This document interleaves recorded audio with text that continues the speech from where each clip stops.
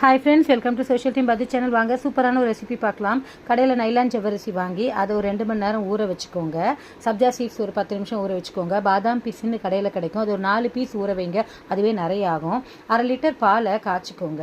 ஜவ்வரிசியை வேக வச்சு நல்லா வடிக்க விட்டுக்கோங்க. 10 நிமிஷத்தில் வெந்துடும். பச்சை தண்ணி விட்டு இன்னொரு தடவை வடித்து வச்சுக்கோங்க. இந்த மாதிரி கிடைக்கும்.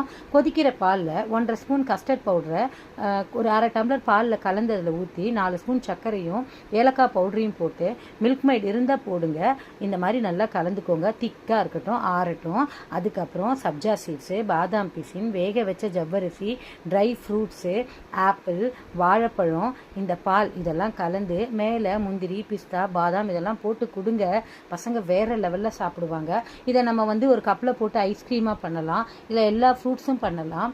இதை அப்படியே ஃப்ரீசரில் வச்சு கொடுக்கலாம். இது மேலே நம்ம கடற்பாசிலாம் போட்டால் ஜிகர்தண்டாவாகவும் மாறிடும். ட்ரை பண்ணுங்கள்.